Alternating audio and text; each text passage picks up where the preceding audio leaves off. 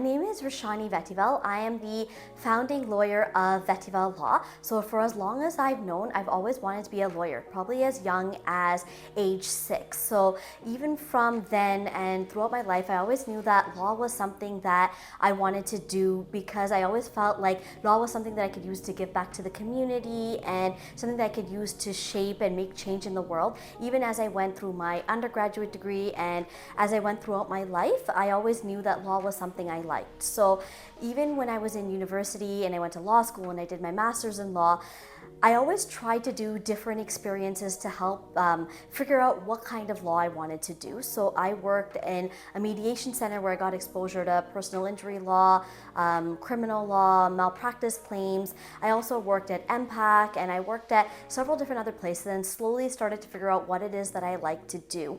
And I would say maybe one of the biggest point in my professional journey was that I also come from an entrepreneurial background. So for those who don't know this, my father is actually Stella Vettyvel. He's a broker of record of Home Life Future, and growing up I was always exposed to real estate. I actually got my real estate license quite early as well, and it was always something that I was exposed to, and the entrepreneurial world was something that I kind of grew up with. So I had reached a point in my career where I was articling at a law firm in downtown, and then I actually got a return offer back from them, and I had to make a decision about what I wanted to do. And at that point, I made the decision that, you know what, if I start to work for myself and I start my own practice, then I can do a lot of the things that I wanted to do. So I could actually try to make change in the world, and I could practice what I like, and I could use that to develop my own career. So that's kind of where I am at now. So straight after getting called to the bar, I opened up my own firm, and now I've been running for almost 7 years. I have an associate and 6 staff members with me, and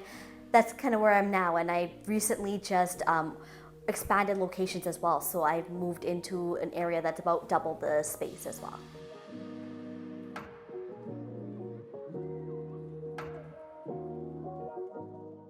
So the chamber is something that I've heard for a long time, right? I know several past presidents and people that have been with CTCC, and a lot of people have advised that they've received so much benefits from it, the opportunity to network, grow themselves and their business. I personally joined recently. So I joined earlier this year, and I found so far my experience has been great. The CTCC was kind enough to offer me at the last event that they had to be a spokesperson for some awards they were giving, and I was very grateful for that. And I also got the opportunity to talk to so many people, and everyone has told me how great it's been for their business and for networking purposes. It's also great for me too, because I get to speak to so many people in the community, and you always learn things from different people. So I found that great.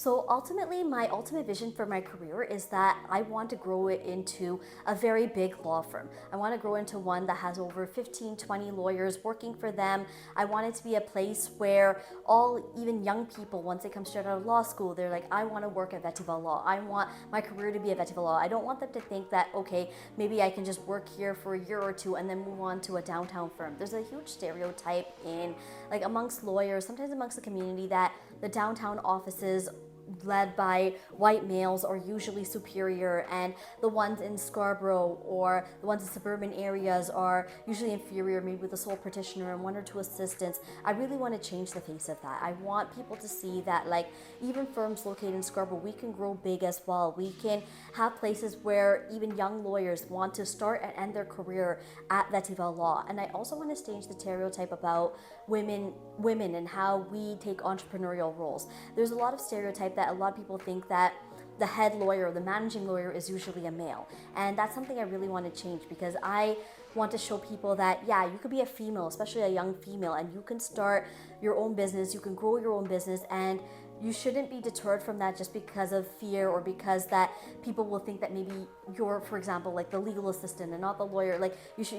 I want women to inspire women to break barriers and to try those roles that were traditionally for guys. I'm seeing a lot of change in that now, which is really good, but I want to be one of the people to inspire a lot of younger people as well to just break those barriers. I find a lot of women, for different reasons, like family-oriented reasons, things like that, they don't always take that leap, or they're scared to take that leap. But as long as you have support, I want to encourage women, just go for it, just try, just break barriers, start your own business, take on roles that were traditionally male dominated, and just do your best.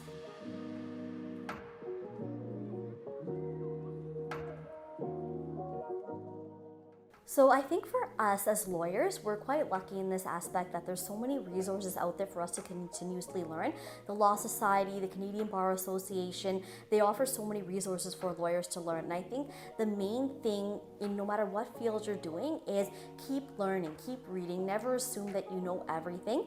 Always try to improve your knowledge in your field and become the master of your field. So if you are doing real estate, for example, or you're doing corporate, or you're doing whatever you're doing, just become the master of what you know. And I think that's the best way to stay ahead. Just keep learning and always be willing to learn. So if you meet someone that is significantly older than you with more experience, be willing to listen to what they have to say in that aspect, and always take advice from like people with more experience, and always do your best to learn.